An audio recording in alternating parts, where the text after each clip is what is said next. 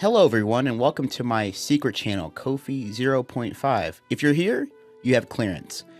Today I kind of wanted to talk a little bit about, my just favorite subject in the world, Stephen A. Smith and First Take. And I try to space these videos out because a lot of times I could be saying something that everybody knows about and it's like, yeah, we get it.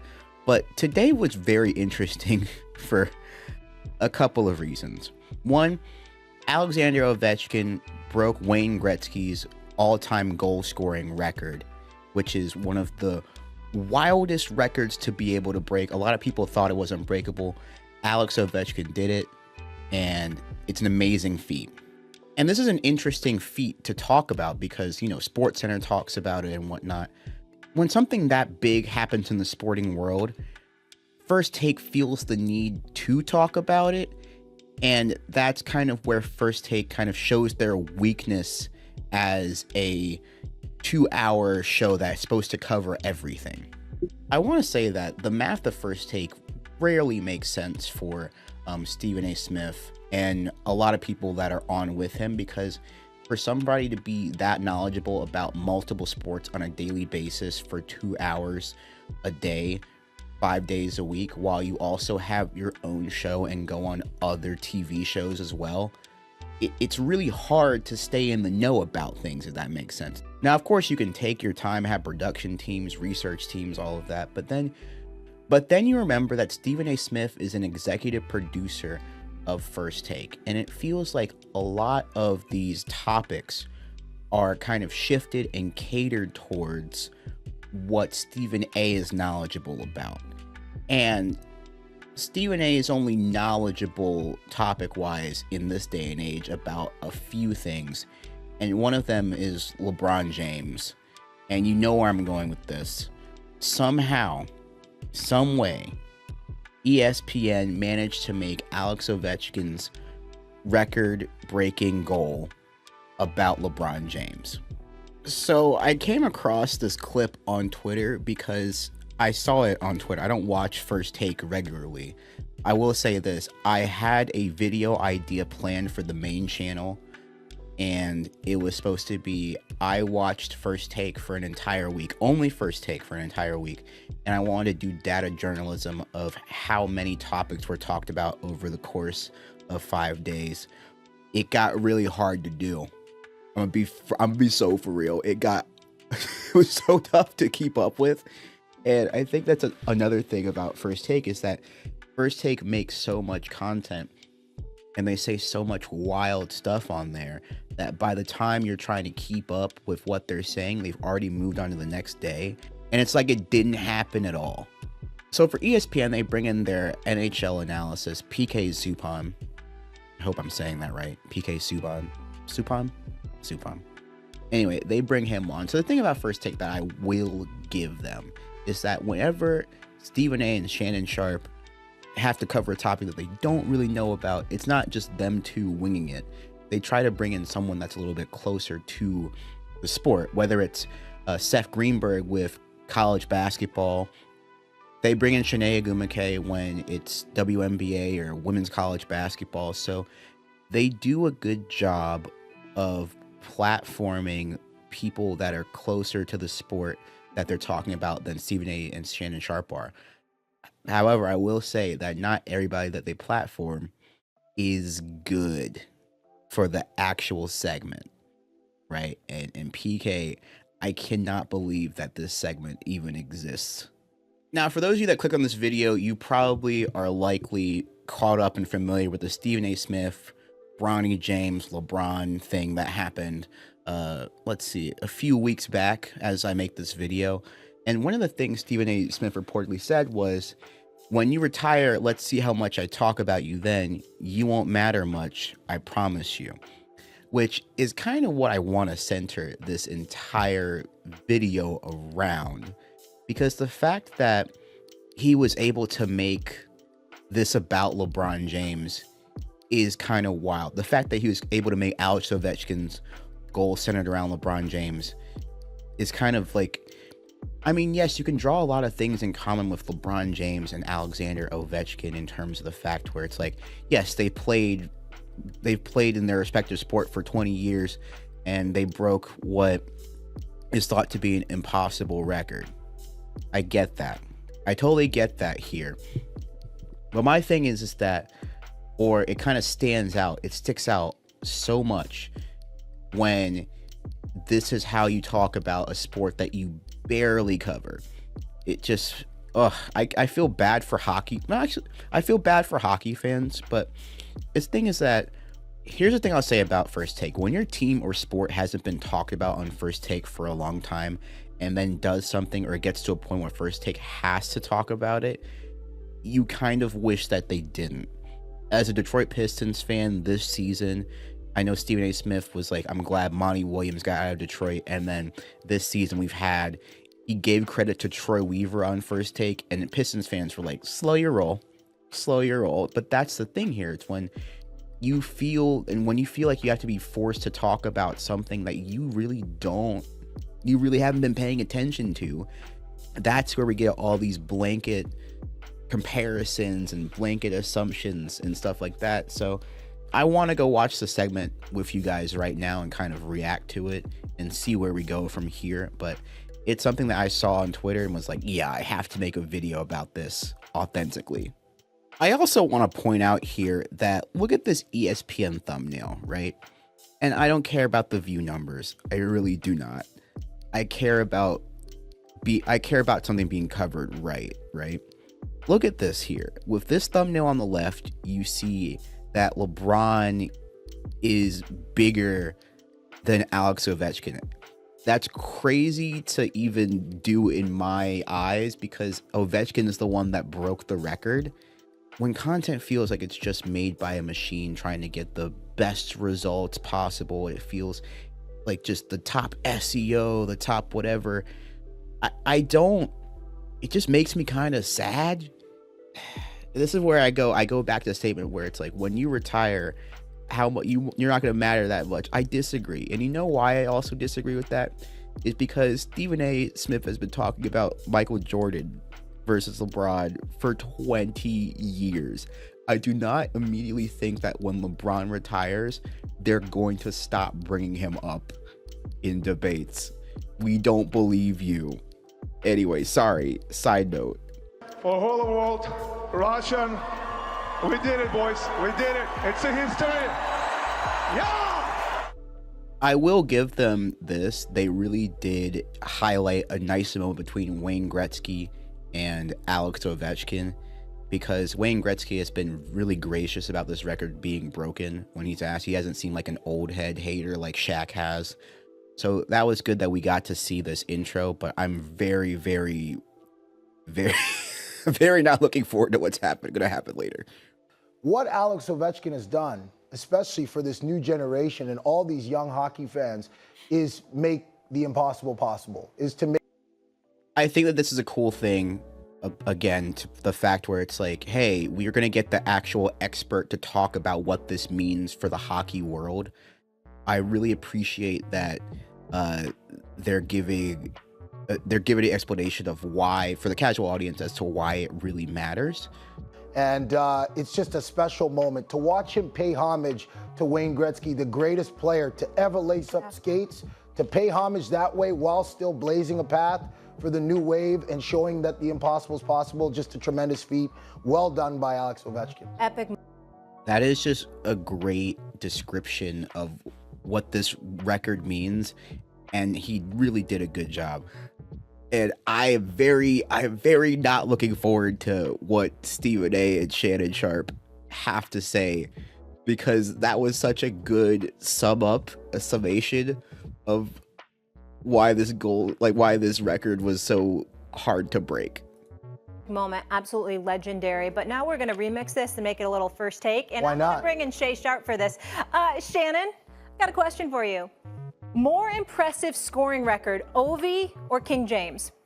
God, we didn't even get 3 minutes in. They were just like, okay, enough of that now. And I know this is a debate show, but I would have actually liked to hear what they thought before we got into, you know what, I don't know. I don't know. I'm asking for a lot. LeBron. But what I will say, PK, is that I love the way you guys have handled this situation. You guys are not saying, well, hockey is so much softer now, and that's why Ovi broke it, like somebody else I know.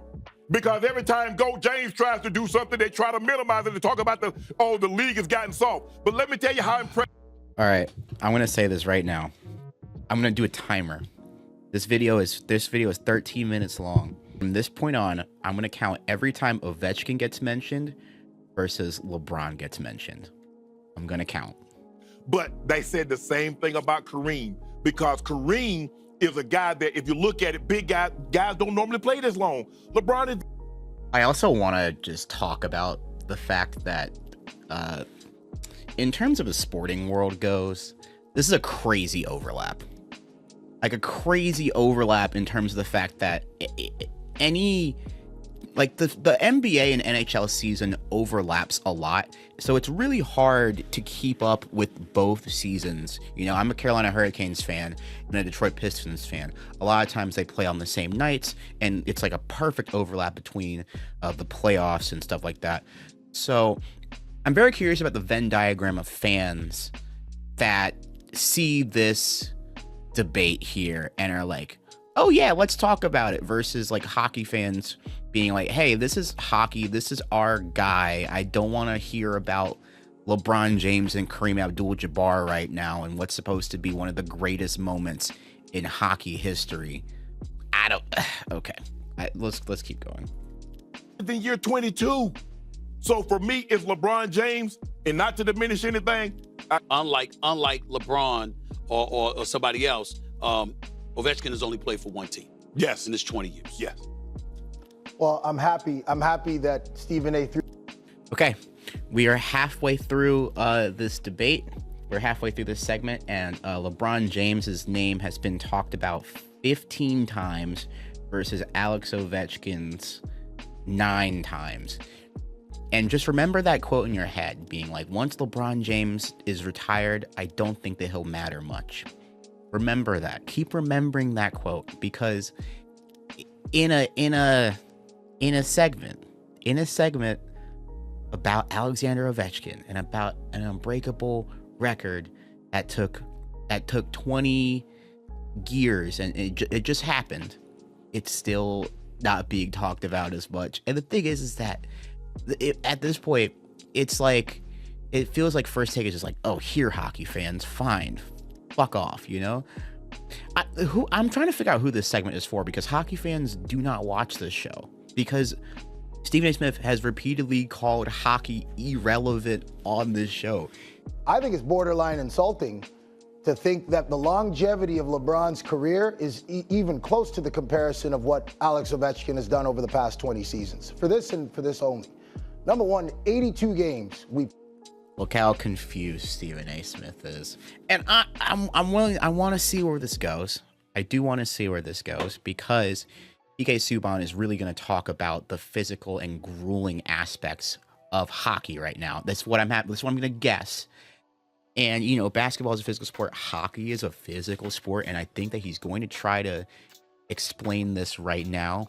But I feel like it's going to fall on, it's going to not resonate. It's not going to land. Play. Same amount of games as basketball. There is no way that anybody on this planet is going to convince me that LeBron James's body has been put through more rigorous, tumultuous, physicality, worn down, the grind of a hockey season.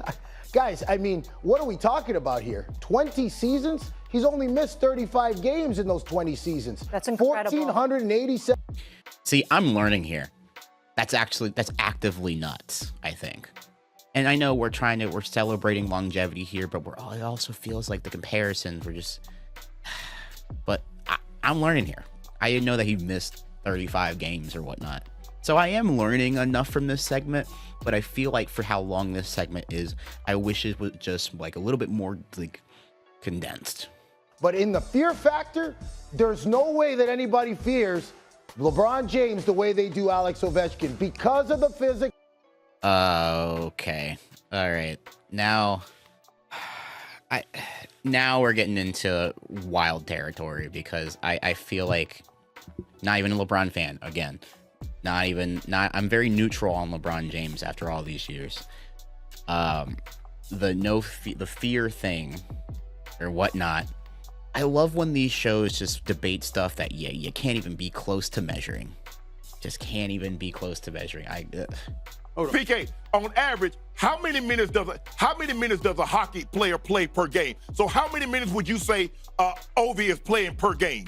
Well, it's situational. For defensemen, they always play more minutes. But I wish LeBron could play situational. Hold on. Let him finish. I wish he could. Oh my God. Okay, so now this is gonna devolve into wildness because it's gonna be two people that really don't watch hockey try to make sense of something when they only know the basketball part of this segment. Again, who is this show for? I think it's just for me. What I'm saying is you can't sit up there and marvel at the greatness of LeBron James along with the durability of a LeBron James and then bring up the fact that, Ovechkin played for the same team for 20 years. And as a result, that's hockey. A plus. Yeah. It's still hockey. Now, obviously, that category that you brought up is paramount if you're talking about. What is it? It's still hockey. I feel like that sounded derogatory. Based on the simple fact of the sport that he's playing, we can't compare these two. I don't see the compare. Going on a debate show and being like, I can't compare these two is funny because they agreed to make this a segment. And it's not a segment where you could it's not something you're supposed to compare. That's why this is so funny to me, because it's like, who cares?